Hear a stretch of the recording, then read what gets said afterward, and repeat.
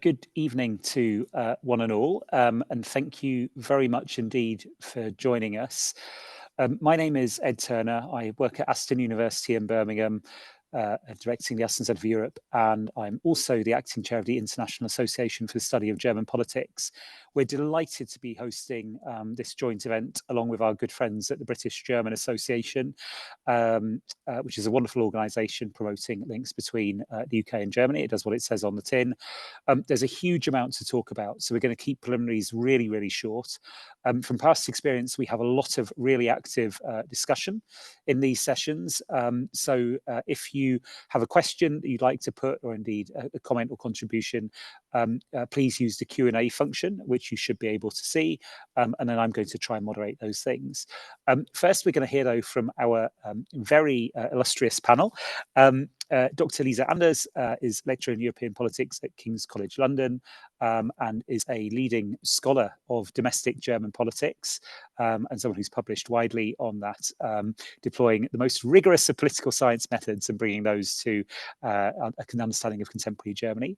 Tom Nuttall is, of course, the Berlin correspondent of The Economist, a terrific analyst of contemporary German politics and the German economy, has also worked at the European Council on Foreign Relations and at Prospect magazine as well earlier in his career.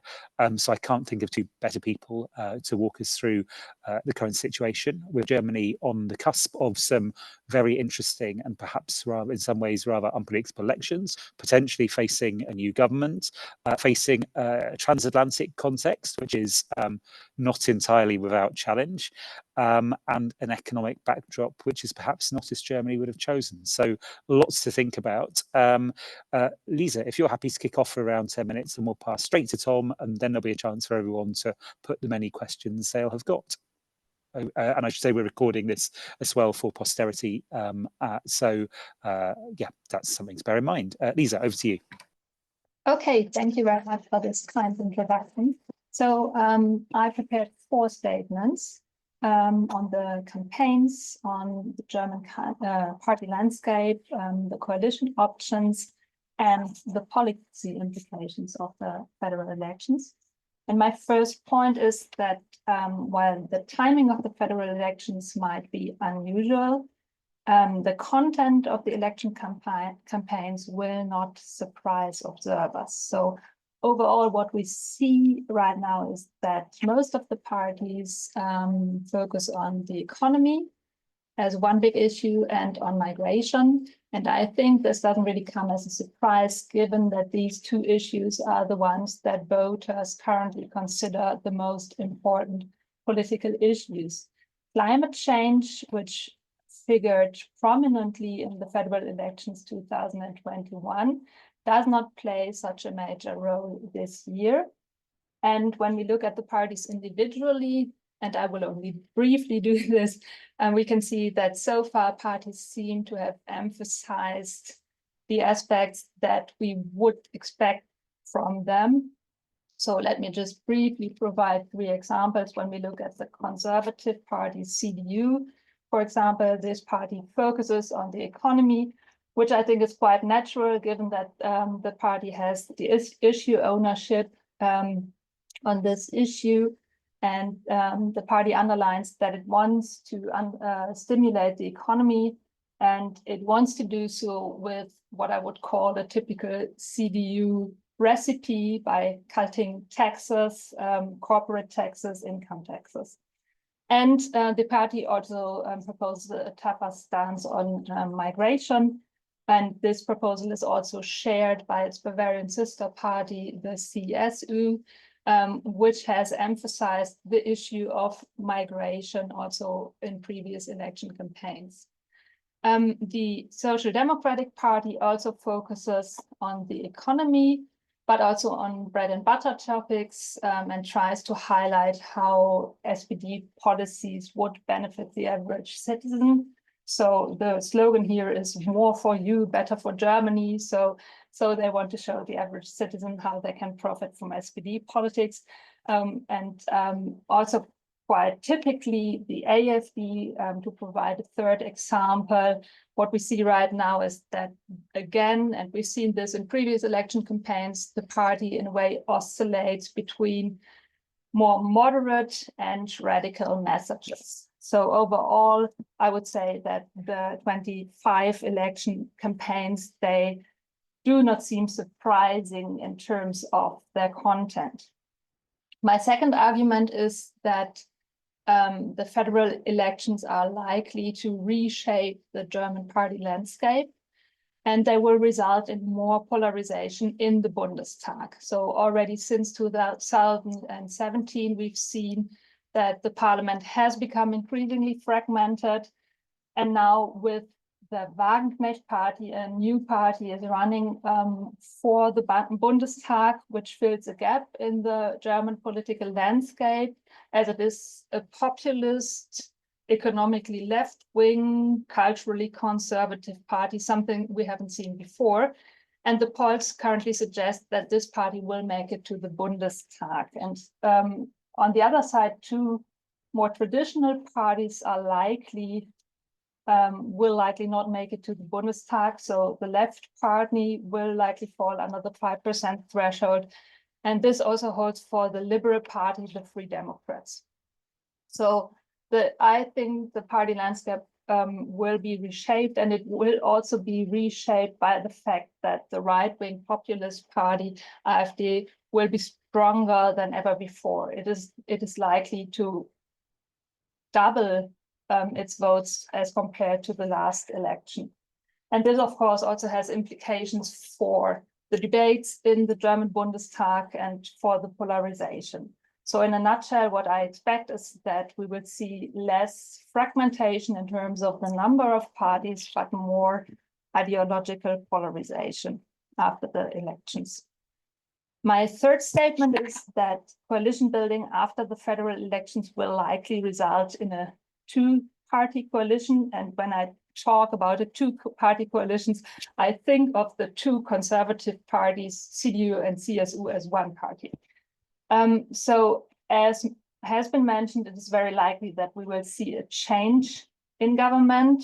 So already since May 2022, the conservatives since then are leading the polls, and they do so now with a wide margin, so about 12, 13 points at the moment.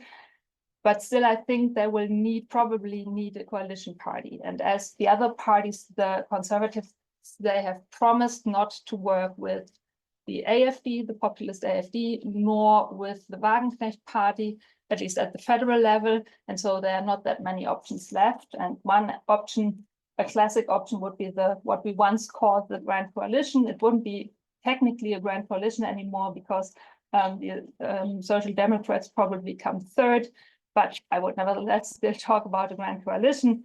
And according to polls conducted in December, this would be the most popular coalition option right now. So 1/3 of the voters in Germany seem to be in favor of this coalition. The difficulty with such a coalition probably would be how to sell this coalition as a fresh start. I mean, we had this before, and people weren't that excited about the Grand Coalition before. So this would probably be a problem. And also the SPD might hold a member referendum on this coalition, and this could also be a hurdle. Another possible two-party coalition option would be a party between the Conservatives and the Greens. For the Greens, this would be the only realistic option to govern. The Conservatives, however, you could see this when you read the news today, for example. They are internally divided when it comes to the coalition with the Greens. So Merz signals that he might be in favor of it, but Söder, the leader of the little Bavarian sister party, CDU, he regularly rails against the Greens, and he repeatedly stressed that he will not be willing to form a coalition with the Greens whatsoever. And besides that, I also don't think that there is much common ground between these two parties when it comes to issues such as migration or climate. So this is a possible, but I think less likely coalition option.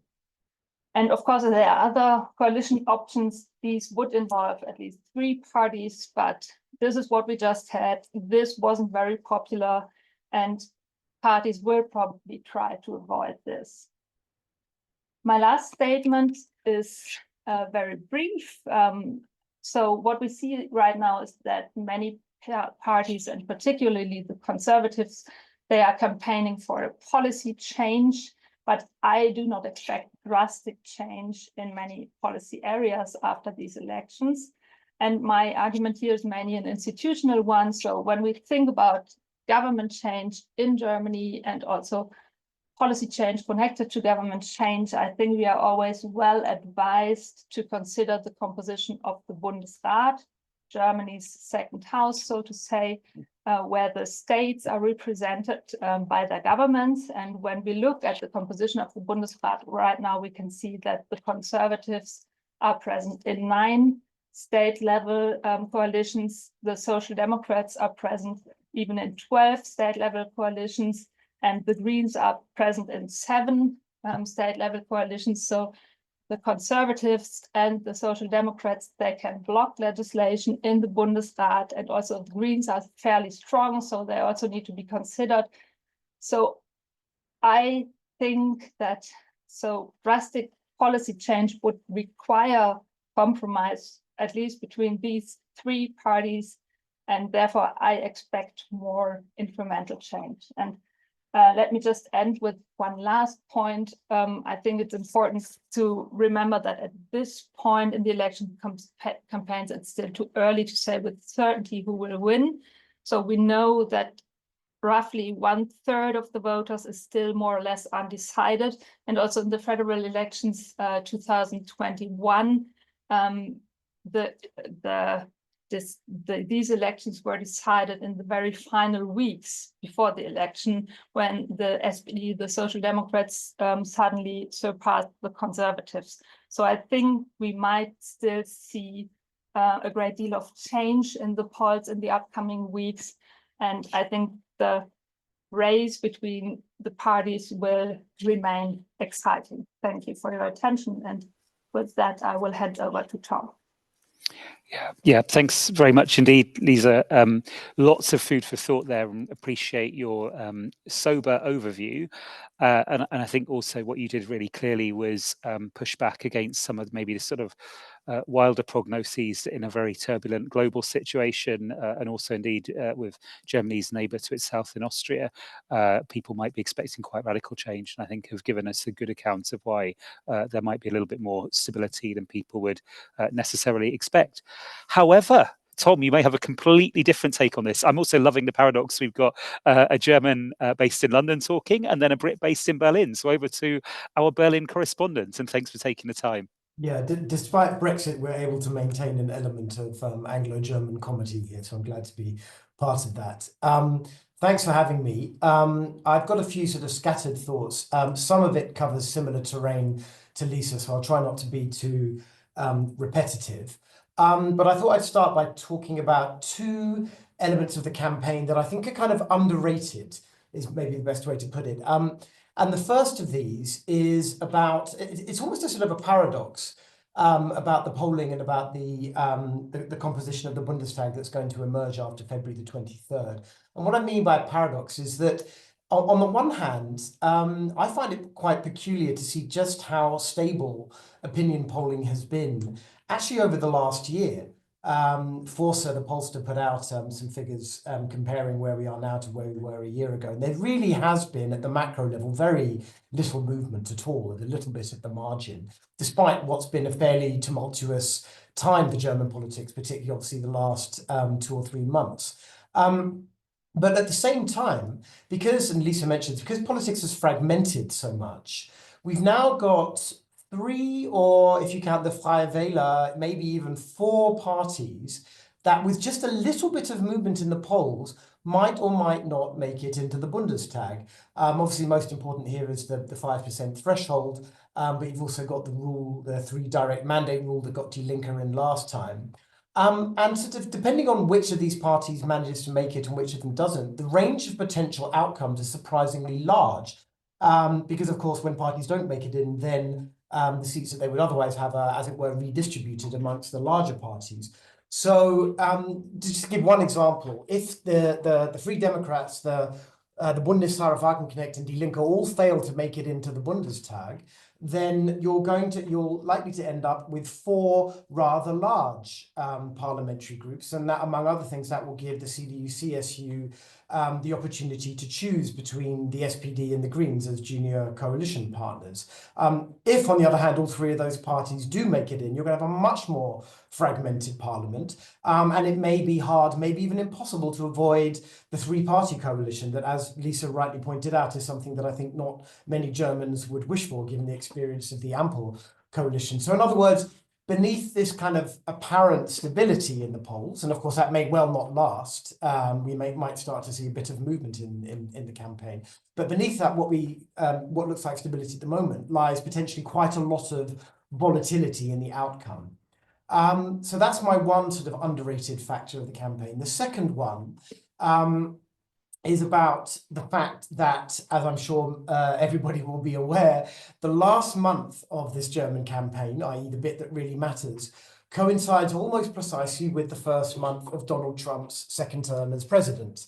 Now, I could be wrong, but I think the potential for this to upset, or at least to partially shape the campaign, has been underrated.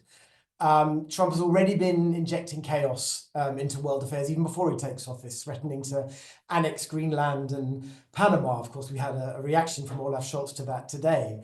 There's every sign that once he takes office, he'll hit the ground running in ways that I think voters and candidates in Germany will not be able to ignore. Many examples: whacking 20% tariffs on imports from the EU, or pursuing some sort of peace settlement in Ukraine, dozens of other things. So right now, I completely agree with Lisa that right now the campaign, it feels very sort of meat and potatoes. It's the economy, it's wages, it's pensions, it's industry, a bit of immigration. But I think that there's a strong chance that it might not feel that way at all in a month's time, because of whatever storm it is that Donald Trump decides to unleash. And so one important question that the campaign could turn on is, who do German voters feel is better placed to respond to what you might call Trumpian chaos? And I think that that's one way to interpret this slightly unusual intervention we had just a couple of hours ago from Olaf Scholz, his decision to speak out against Trump's threats, not only from a German perspective, but on behalf of all Europeans. This is normally something you'd expect from someone who represents an EU institution. And Olaf Scholz, very unusually, decided to take that responsibility himself. I think it's not a coincidence that he's doing that just as the campaign gets going here. I'll say a word on coalitions, but I think Lisa mainly covered that. The conventional wisdom, of course, is that we're headed for another grand coalition. I don't see any, at this stage, I don't see any particular reason to disagree with that, both because another grand coalition would probably secure a comfortable majority in the Bundestag. Also because I think on content, in most respects, and for most important members of the two parties, you're going to have the greatest degree of overlap. There is, though, a tail risk, and I wouldn't underestimate the potential for a row inside the union over the possibility of working with the Greens. As Lisa said, Markus Söder has been vigorously closing off the option ex ante. That, it straightforwardly reduces the union's leverage with the SPD and coalition talks if you close off the opportunity of talking to a rival. That's one reason why there are concerns about this tactic. But there is also another one, which is that on one area in particular, on foreign and security policy, there's a meaningful constituency inside the union that would prefer to go with the Greens. I spoke to a close advisor to Friedrich Merz not so long ago, who said that if they were to find themselves in coalition talks with the Greens on foreign and security policy, they'd get that stuff done in a day. It's the other stuff that would be really tricky, particularly on immigration. And there's another wing inside the CDU, maybe you might call it the kind of post-Merkel wing. You're Daniel Günthers in Schleswig-Holstein, you're Hendrik Wüst in Nordrhein-Westfalen, these guys who run successful black-green coalitions, who think it's silly to rule out the possibility, and they've been increasingly vocal on that. So, if we do get to the point where the union has a straight choice between these two potential junior partners, I don't rule out the possibility that there could be a fairly vigorous debate inside the party on which way to go. But at the end of the day, if I had to bet on it, I'd say we're probably headed for another grand coalition. Then I thought I'd just finish by talking on a few policy areas, and three things in particular. What would we expect from Friedrich Merz's government? Well, I think the first thing is that they are very keen to hit the ground running, as far as that's possible in Germany's system. They are keen to the extent that this is within their gift, to conclude coalition talks as quickly as possible, ideally by Easter. So you don't have them dragging on and on and on, particularly when we might be dealing with, a fresh wave of chaos in Ukraine and whatever else is coming from America. So there's a lot of thinking taking place right now inside the union on how they can position themselves to ensure that those talks are concluded as quickly as possible. They are keen to pursue a program of what you might regard as quick wins. In due course, they're going to unveil a plan for their first 100 days in government. And I think the point of this is to kind of signal to a weary electorate that just got very sick and tired of all of this infighting under the Ample coalition. The union will want to signal that actually it is possible that governments can get stuff done. They don't have to be useless. They will come up with some ideas for things that they can get done relatively quickly. This may, for example, include a plan literally to try to get the trains to run on time again. Now, obviously, events, and I think Ukraine in particular, might distract from that, or worse. Very early in his chancellorship, should he win it, Friedrich Merz may be confronted with the very difficult question of whether he is prepared to commit to placing German troops on the ground in Ukraine to monitor a ceasefire line, for example. So that's something that they're thinking about quite hard at the moment, how they might manage a crisis like that while at the same time doing their best to demonstrate to German voters that they can actually get stuff done. A related area is the notorious debt brake, the Schuldenbremse. It's clear that the CDU and Merz are preparing to soften these rules in coalition talks. This, of course, involves amending the constitution. It's not straightforward, given the 2/3 requirements in both parliamentary chambers. But I think the important thing to note on this is that it's not only that Merz would consider that he needs to do this in order to conclude a successful coalition negotiation with either the SPD or the Greens, but actually that he needs to do it himself to fulfill some of his own ambitions. There's been quite a lot of pressure in the last couple of years, particularly from some of the leading CDU figures at the state level, here in Berlin, in North Rhine-Westphalia, other places, that these rules need to be relaxed in order to do some proper investment. At the federal level, obviously, to put the funding for the Bundeswehr on a more stable level. So I can imagine a sort of grand bargain in coalition talks with, for example, if they're talking with the SPD, loosening the debt brake in exchange perhaps for a reform of the Bürgergeld system. I don't think it's a done deal, but I do think it's likely. What is certain is one way or another, and sooner rather than later, we are going to have a clear signal from the next government, whatever its composition, on what they're going to do about military spending. You'll remember that in Olaf Scholz's Zeitenwende speech a few days after the Russian invasion of Ukraine in 2022, the 100 billion Sondervermögen, the special fund, was established to fund the Bundeswehr. That only has a few more years to run. Once it expires, we have something like a 30 billion euro financing hole if Germany's to maintain its commitment to spend 2% of GDP on defense, its NATO commitment. And of course, now we have a lot of pressure to go higher than 2%. But I think it's out of the question that any government is not going to commit to that as an absolute floor. So the question will be how you do that. Do you do it by the regular budget, in which case you are going to have to relax a debt brake? I think a lot of defense experts would prefer this option because it allows for a greater degree of planning and stability. If that proves too difficult, then we're back in the realm of another special fund, or extending the current one, or creating a second one, perhaps of a larger magnitude. But one way or another, that's a question that's going to have to be answered. And then my final point on policy, which I think is something worth paying attention to, is on Europe.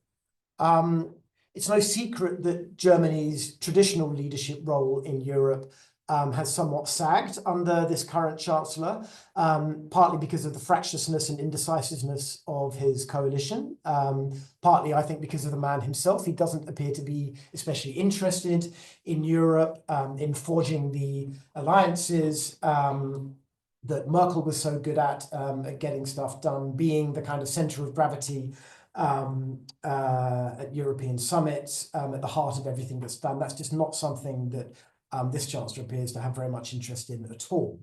I think, and I could very well be wrong, that Merz may prove to be rather different in that regard. And it's interesting to watch the way that he talks about Europe. He's certainly not about to sign Germany up to some massive new common borrowing program along the lines of the post-COVID recovery fund, or to push for more aggressive common targets in the reductions of carbon emissions. But I think that watching him, particularly in recent weeks, I think he does have a reasonably clear sense, both that his own priorities for Germany in many respects have to involve working with European partners and institutions on migration, on private capital flows across Europe, on defence, on some of the stuff in the Draghi report, etc. But also that the EU itself and some of its most important countries are crying out for a more reliable and a more assertive Germany. So I think that this may, when we look back on the next government and we compare it to the Scholz government, one of my guesses, one of my hunches, I wouldn't put it more strongly than that, is that we are likely to see a restoration of German assertiveness and leadership in Europe under the next government relative to what we've seen under Olaf Scholz. So I'll leave it there. Lots more things that we can talk about, but I'm sure people have got plenty of questions and happy to get into those. Terrific. Thank you ever so much. So for those really rich reflections, Tom, we will dive in. And the big question was asked first by Mark Castle from the States. Great to see so many colleagues from the States joining this. It's fantastic. Mark wondered at what point, I suppose, the Brandmauer, the firewall to the AfD breaks. At what point, in terms of its support, does it no longer become tenable to exclude it? I think Mark had in mind probably the federal level, but if it was to fall, it might fall at a state level first. And if I could sort of append to that as well, I wonder if either of you has got a sense of where the AfD will position itself, because it seems to me the answer to that question isn't just about how many votes it gets, but it's also about whether it chooses to trim somewhat or whether it kind of radicalizes itself. I would confidently predict that Björn Höcke is not going to become the Deputy Chancellor of Germany. And so, if you see an increase in the weight within the AfD of those most extreme elements, then it's very, I imagine Democrats would do almost everything they could to keep it out.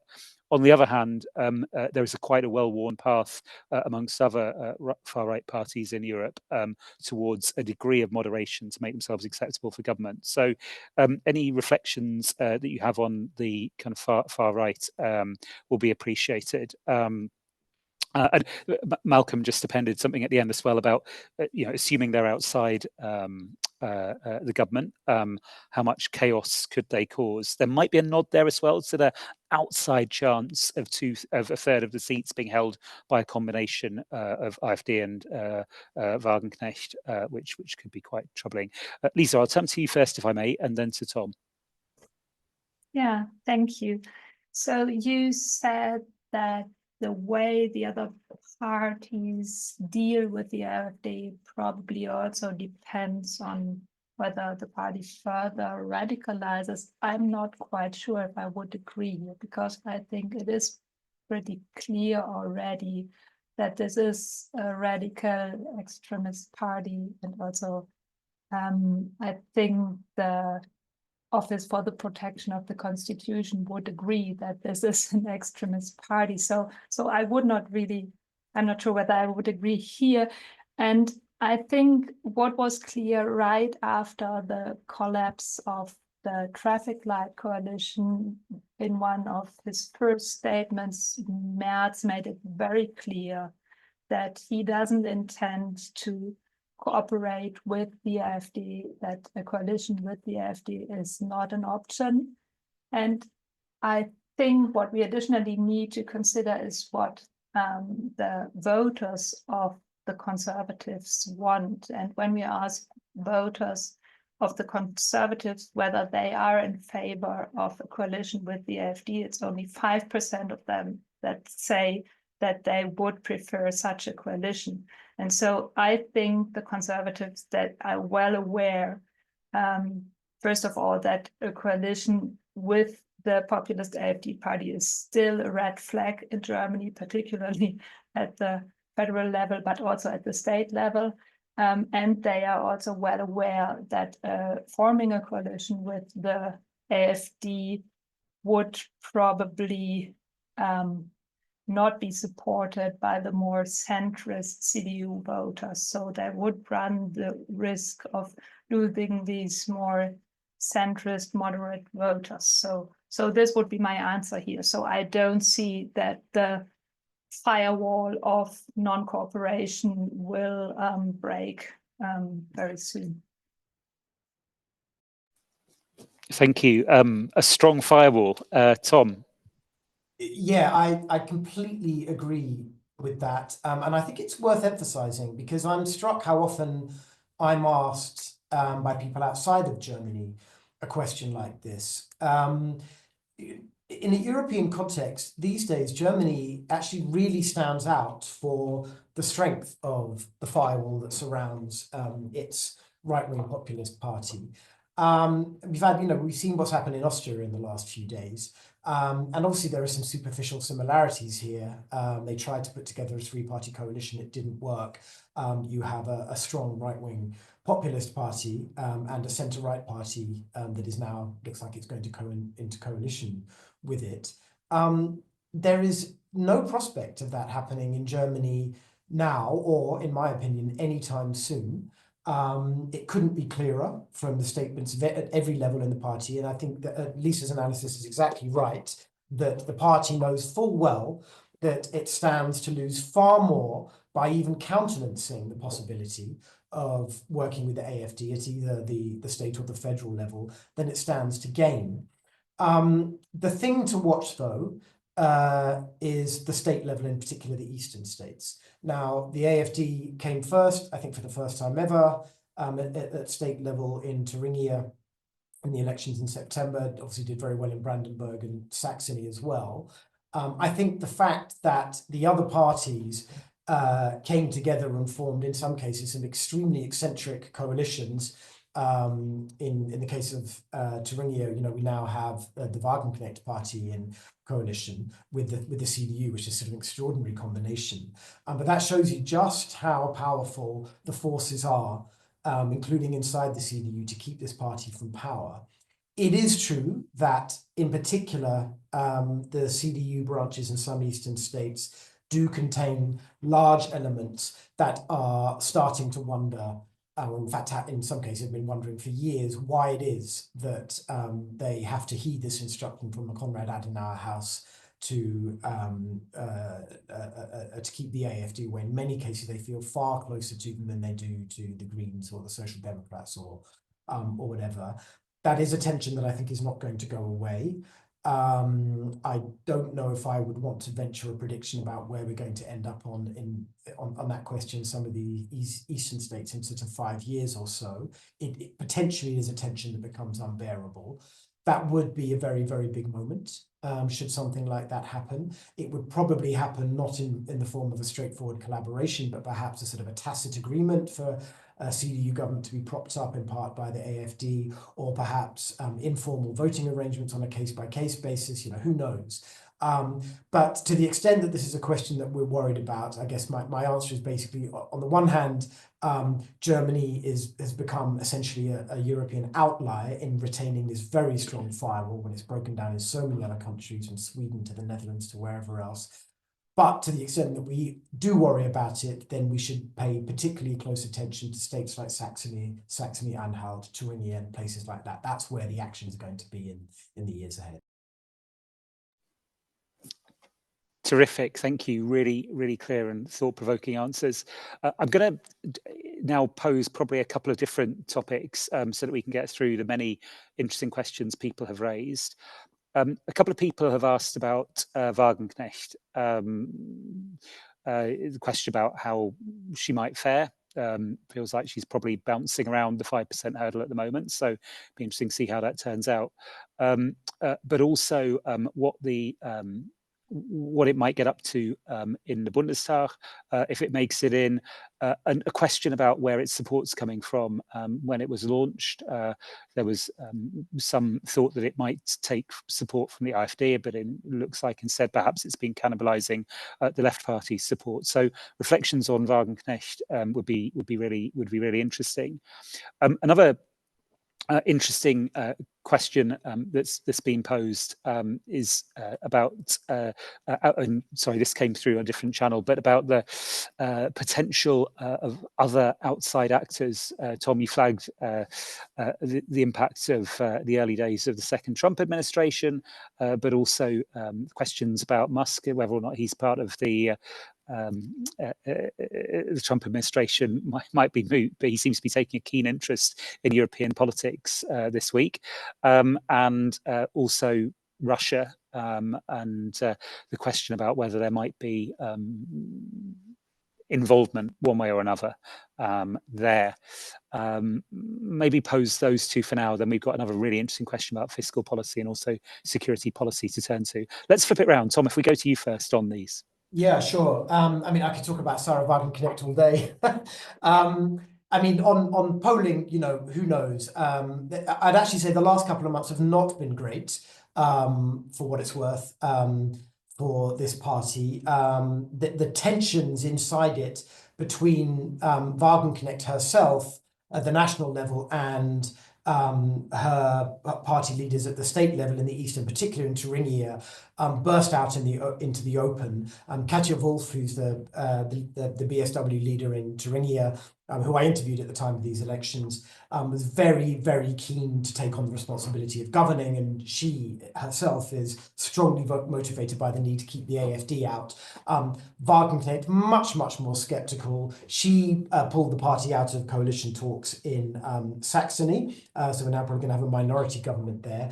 And I think these sort of tensions between taking responsibility at state level and wanting to remain the kind of pugnacious outsider at the national level are strong, are not going to go away, and I think probably help explain why it is that they have been sinking in the polls a little bit. I won't venture a prediction on whether or not they're going to make it over 5%. That's anybody's guess. But something that you mentioned in the previous question that I forgot to address that is important to note, if they do make it in, and if the AfD have a decent-ish outcome, then we do have this tail risk of the blocking minority of 1/3 of seats in the Bundestag, which in turn could jeopardize any attempt to reform the debt brake. So this could be a serious problem for the mainstream parties at that blocking minority. There was another part to the Wagenknecht question, I think, that I've forgotten about that I wanted to address. Was there something else that you mentioned on that? No, it was about the basis of support, where it cannibalizes. Yeah, exactly. This is also really interesting. I mean, maybe Lisa might know more about this than I do, but there's a very vigorous political science debate about this, because, as you said, when the party started, there was a lot of speculation over whether they might start to eat into the AfD vote, their anti-support for Ukraine, they're anti-immigrant, they're anti-woke. You know, in a lot of respects, they seem to be pitching the same sort of messages in the AfD. When we had one of these kind of voter migration charts that the German institutes love to publish after the elections in the European elections and also in the Eastern elections, it looked like they were mainly taking non-voters, some SPD voters, and of course voters from Die Linke, which is what you'd expect, given that that's where Wagenknecht hailed from. However, just yesterday, there was a new report. I've only read sort of the top line, I haven't seen the report itself, that did a little bit more detailed analysis that suggested that the BSW may indeed be taking away some people, not who were directly voting for the AfD, but who may have been when the AfD was at its peak just over a year ago, when it was polling at about 23–24%. Some of those people may have come to the BSW via other parties or via non-voting. This is a sort of a more sophisticated analysis than you get in some of these voter migration charts. I expect this argument is going to continue. But what that would suggest is that for some of the BSW voters, they are taking people directly from the AfD rather than simply taking people from other parties. And that obviously has implications for the way that they will be campaigning in the how they're going to be pitching themselves in the upcoming campaign. So that's definitely one to watch closely, I think. Terrific, thank you. Lisa. Okay, I think the only thing that I can add here is what I found pretty interesting when I looked at who voted for the Wagenknecht party in the state elections last autumn. I found it pretty interesting that half of the voters said that they were convinced by the program, the Wagenknecht program, and so for them the biggest role in their voting decision was the war of Russia against Ukraine. But half of the voters also said that they voted for the party out of disappointment with the other parties. So yeah, this is, I think, an interesting finding, because it shows that they are somehow both fishing in the same, I don't know what the right expression would be here, that they are fishing for the same voters. So people disappointed with the other parties. And of course, they also have very similar ideas regarding migration. And current polls also show that the Wagenknecht party voters, they are afraid that Islam could become too strong in Germany. They are afraid that too many migrants come to Germany. So there is a certain common ground here, and I also agree that we at the beginning we expected more movement from the AfD to the Bündnis Sarah Wagenknecht, and in fact we haven't seen that much movement from voters from the AfD to the Bündnis Sarah Wagenknecht. Tom already mentioned the possibility of a blocking minority. I think in the most recent polls, the number for the Wagenknecht Bündnis was about 7%. So I don't know whether this is really realistic to expect such a blocking minority. But in any case, what we will see is, of course, that these two parties, populist parties, they of course will have an effect on the debates. We've seen it, how the AfD has over the last year shifted or changed the debates about migration. And I think this will also happen with the Bündnis Sarah Wagenknecht. So these would be my answers to these two questions. And with regard to Musk, I don't know if I should also answer to the question related to Elon Musk right now. Yeah, okay, just very quickly. So I mean, I think we are all very surprised to see something like this. So never before, I think it happened that billionaire from abroad had such a huge impact on the public debates during an election campaign. And I think this is a very frightening situation personally also. And I also looked it up when we ask people in Germany what kind of sources they use when they want to find information about political developments. We see that the Germans are quite traditional. So still over 30% read news, watch the television, and another 15% read newspapers. So many Germans still rely on what you would call traditional media. So for these people, we at least can assume that what Musk says is kind of contextualized. But of course, this doesn't hold for the younger generations. And they usually use social media, they use particularly TikTok, and so these kind of messages and also this kind of false information reaches particularly the young voters. And we also have studies from researchers at Potsdam University that have showed that particularly the populist parties, they are particularly successful when they use TikTok. So the AfD is a prominent TikTok party. Yeah, so overall, I think this is a very scary situation, and a situation that needs to be addressed by parties, but I don't know how this can be done. So this would be my reply here. Ed, just a very quick footnote on Musk. I think the direct impact of his what you might call his erratic interventions are likely to be minimal. I mean, you don't need to know anything about German politics to see that he knows nothing about German politics. That said, the one thing that sort of struck me in the last couple of weeks of all of this was the decision by Welt am Sonntag to print his endorsement article, if you want to call it that, next to a rebuttal by the editor-in-chief. Of course, has caused huge consternation inside the newspaper. The fact that a mainstream newspaper, part of course, of the Axel Springer empire, has chosen to publish an endorsement of the AfD, not in the name of the paper, and of course it's unusual coming from Elon Musk.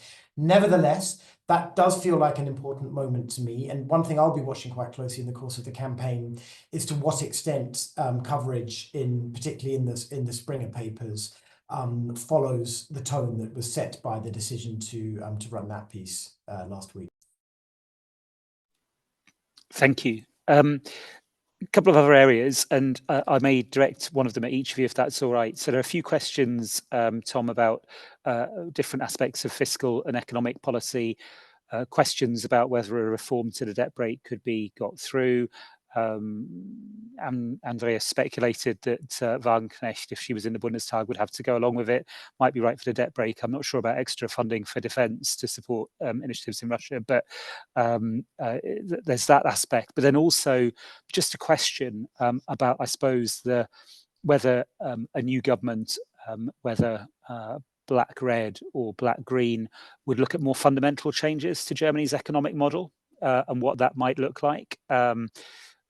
An easy question to address in the space of a few minutes. And Lisa, there was also a question there, which I hope you might be able to think about tactical voting, and probably most relevant there in relation to the FDP and CDU voters, maybe when it gets closer to polling day, nudging the FDP in time-honoured fashion over the 5% hurdle. And then if you could be quite quick, I know those are big issues, we'll have time for a little quick round of anything else. Lisa, why don't you do the tactical voting first, then we'll turn to Tom for the economy. Yeah, okay. When it comes to tactical voting, my impression was that the liberals, they were quite keen on the conservatives to say that they would like to form a coalition with the liberals, and the conservatives themselves, they are not keen to announce who they will build a coalition with. And this is, I think, dramatic for the liberals, because the Liberal Party voters know that when they are in favor of stricter fiscal policies, that they just need it, and if they want to make sure that their votes are not lost, they just need to vote for the conservatives. And so I think, yeah, these are my thoughts on tactical voting. Thank you. Tom? Yeah, well, on the specific question of getting a debt brake reform for the Bundestag, I think if Wagenknecht feels that if she's there, if they have the blocking minority together with the AfD, I don't think that she will be able to resist the opportunity to, at the very least, be willing to try to extract concessions in some form. And Ed, you already mentioned the reason why. It's because one strong reason for relaxing the debt brake would be allow for greater investment in defence. So that presents her with the argument that she would need. The motivation is clear. I think she's an agent of chaos to a certain extent. And she would not pass up the opportunity to extract some sort of concession in that. Now, I think that the possibilities of blocking minority is small, but it's certainly a real one. If that's where we end up, then I think that that's one potential moment of drama in that whole discussion.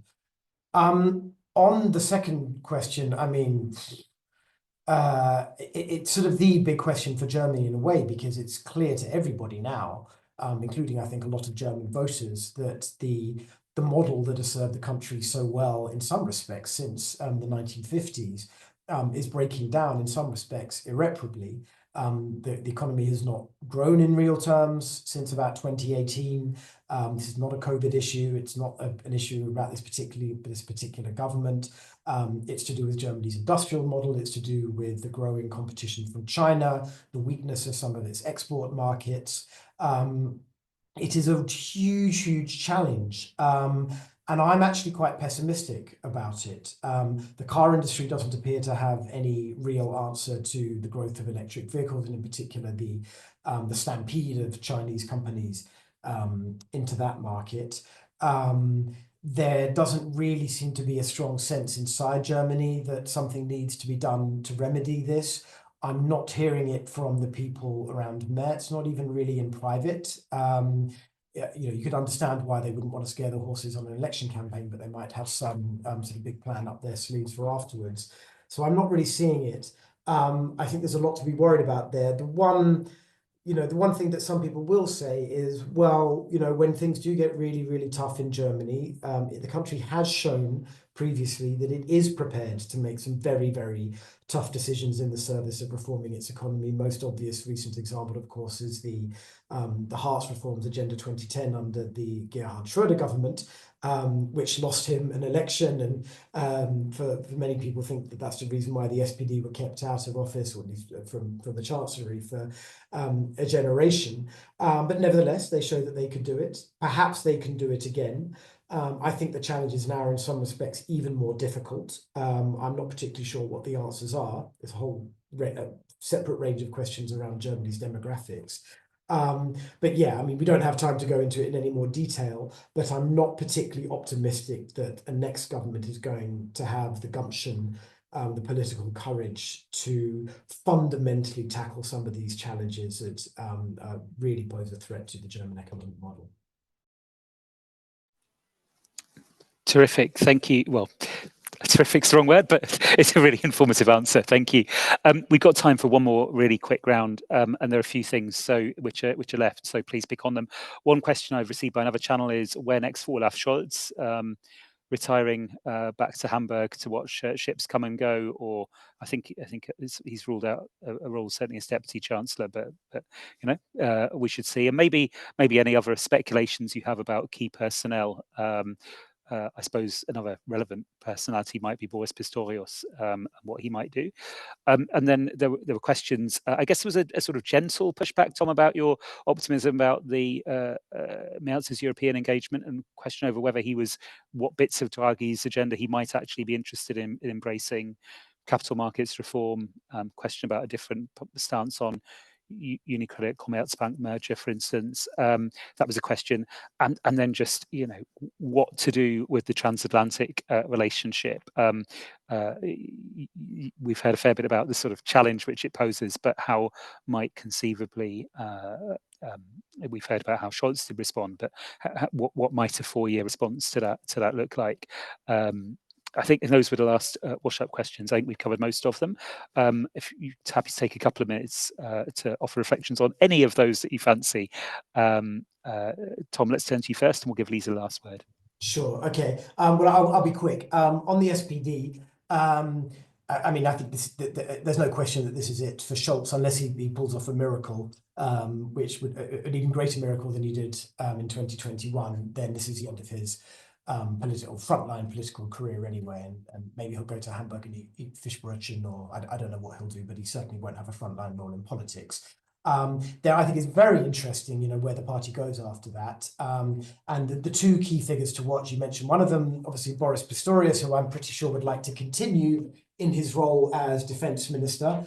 if the SPD remain in government. There are the CSU has got its eyes on that ministry as well. So that's an open question whether he'd be able to do it. But I think under most circumstances, Boris Pistorius is going to play a leading role in the post-Scholz SPD. The other figure is Lars Klingbeil, who is the co-leader of the party, fairly young, energetic, popular, I think quite impressive. He wants to be the foreign minister in the next government. I'm not sure the SPD gets both the defense and the foreign ministries. These are two men from Niedersachsen, from Lower Saxony, so they may have to duke it out, see which one of them gets the ministerial post that they want. Either way, Klingbeil is going to be a crucial figure in the post-Scholz SPD. And the good news from our perspective anyway is that both of these men represent, I don't know, what you might consider the Realo wing of the SPD, and in particular they have no illusions like some of their comrades in the party about Vladimir Putin's Russia. So with them at the sort of de facto helm of the party, especially if it's a side government, I think we can expect to see a relatively robust line maintained on Russia and Ukraine.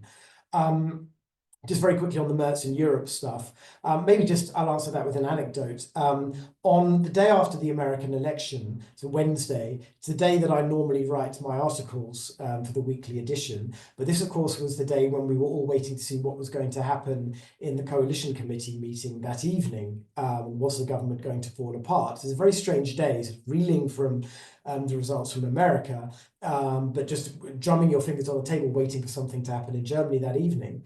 So I took the opportunity to watch a speech that Friedrich Merz gave at the Hertie School in Berlin, or an on-stage discussion with Enrico Letta, who wrote the slightly less well-known report on European competitiveness by a former Italian prime minister a few months ago.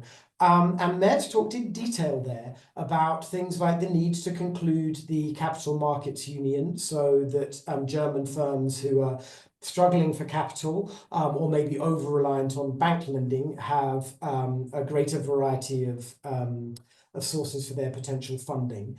Also talking about the banking union. And I was impressed, you know, he had a command of the detail. He had a clear idea of the ways in which these European policy areas, I used to be based in Brussels, and 10 years ago under Jean-Claude Juncker, we were talking about the capital markets union. It's still going on. Merz seemed to have a clear idea of the relationship between the need to conclude these discussions meaningfully at the European level and his ambitions to boost growth and innovation at the German level. So that's one reason, and there are others, but that's one reason why I have a certain amount of optimism about his ability to inject a bit of energy into these proceedings if he takes office. I'll leave it there and hand over to Lisa for the other question. Thanks, Lisa. We're into extra time and penalties, but Germans are good at extra time penalties, so go for it.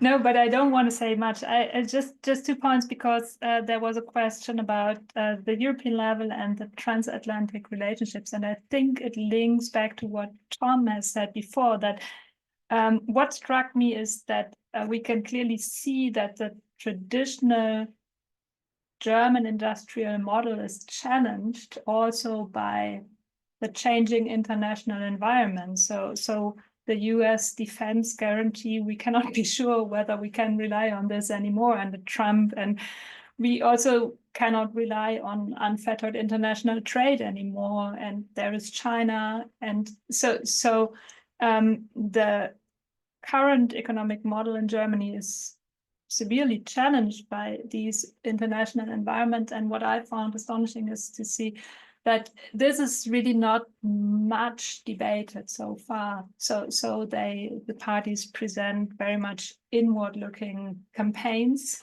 and which is in a way logical. But on the other hand, I think they should also more openly address or explain how they would like to also address these international challenges. And we've seen this, for example, last week with the interview of Robert Habeck in the Spiegel.